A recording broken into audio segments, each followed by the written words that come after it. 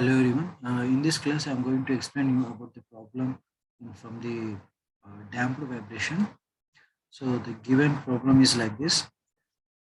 The mass of a single degree damped vibrating system is 7.5 kgs and it makes 24 free oscillations in 14 seconds when disturbed from its equilibrium position. Then the amplitude of the vibration reduces to 0.25 of its initial value after 5 oscillations. So then we have to determine the stiffness of the spring. The second is logarithm decrement. The third is damping factor. That is ratio of the system damping to the critical damping. Okay. So now first let us write down the given data.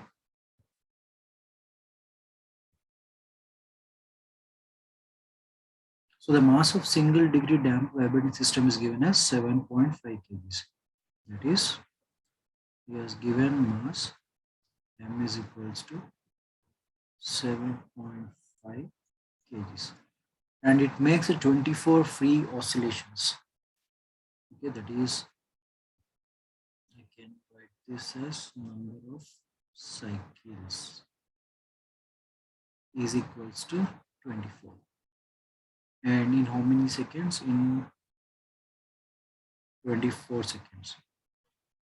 So the time is given as, sorry, it is 14 seconds. So it is given as 14 seconds. So we know that this data, that is number of cycles per second, will give you the frequency. That means we can find out the frequency by using this data. That is number of cycles per second. That is 24 divided by 14. Okay. So when I divide 24 divided by 14, I will be getting this frequency as 1.7, right? 1.7. Then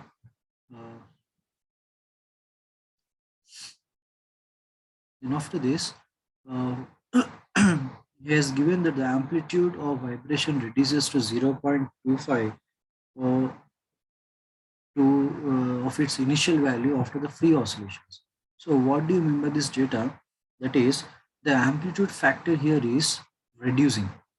Reducing from where? Reducing from the its final value to its 0.25 of its initial value after 5 oscillations.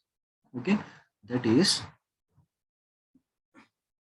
if I assume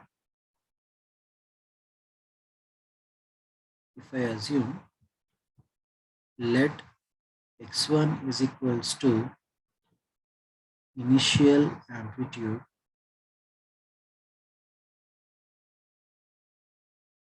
okay, then x2 is equals to final amplitude, sorry, this is not x2, this is x6, because he said after 5 oscillations. So after 5 oscillations, the amplitude is reduced to 0.25 of its initial value. So after 5 oscillations, what will be the amplitude? X6. Okay. So it is final amplitude x6.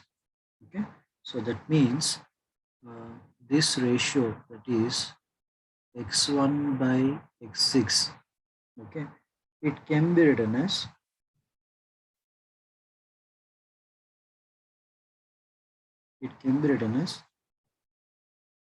x1 by x2 into x2 by x3 into x3 by x4 into x4 by x5 into x5 by x6. So that equals to, now this x1 by x2 into x2 by x3 into x3 by x4 into x4 by x5 into x5 by x6, these are the ratios of the any two successive amplitudes. Okay, any two successive amplitudes. So that means I can substitute this x1 by x2 in this every ratio.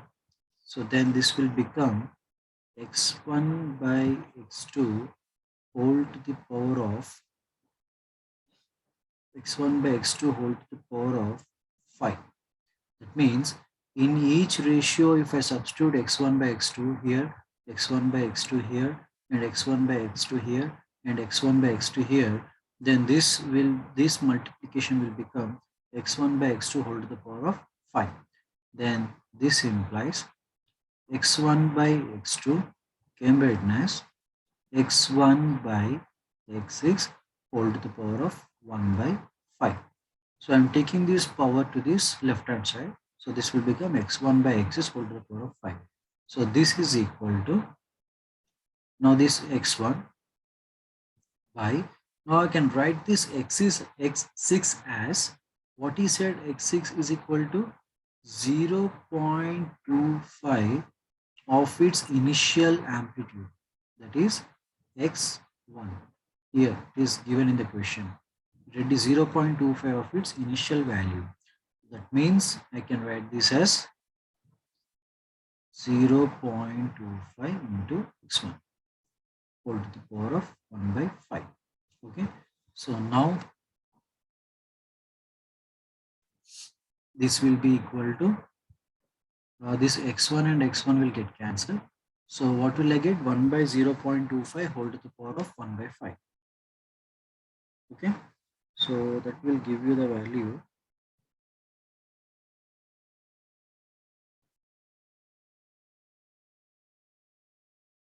that means x1 by x2 will be equal to, if I calculate this one, I will get 1.32. So this is x1 by x2. Okay, then after this, we know that logarithmic decrement equal to logarithmic decrement, that is equal to log e x1 by x2. So which is equal to log e. What is x1 by x2? We have just determined, that is 1.32. So this will be 0.28 for the value of delta. It is 0.3828. Sorry. Then next. So from this we have determined what is logarithmic decrement. Okay. So now similarly we have to find stiffness of the spring and also the damping factor. Okay. So first let us find out the damping factor. So we know that damping factor is nothing but it is a ratio. It is a ratio of actual damping coefficient to the critical damping coefficient. Okay. So damping factor, which is nothing but C by Cc. It is a ratio of actual damping coefficient by critical damping coefficient. Okay. So first of all, let us find out this C and Cc, right? In order to find out the C and Cc, so we need a value of omega n. Okay. So how can you find out omega n is equal to? So omega n can be determined by using the frequency which we have already determined. Okay. That is omega n is equal to 2 pi into frequency. So which is equals to 2 pi into the frequency value, how much you got here, which you done here, that is 1.7. So substitute the frequency value. So 2 pi into 1.7. So which will be 10.7 radians per second. It is a omega n value. Okay. So once you got the omega value, now you can find out the value of Cc. Okay, so what is Cc equal to? We know that Cc equal to 2 into m into omega n. So 2 into the mass is given as 7.5 kgs into omega n is 10.7. So when I multiply this one, I'll get the Cc value as 160.5 Newton per meter per second. Okay, that is a value of Cc. Then similarly, I can find out the value of C. So before finding out the value of C,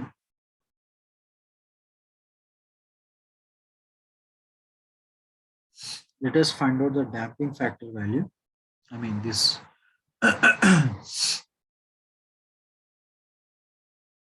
So damping factor can also be determined by using a logarithmic decrement.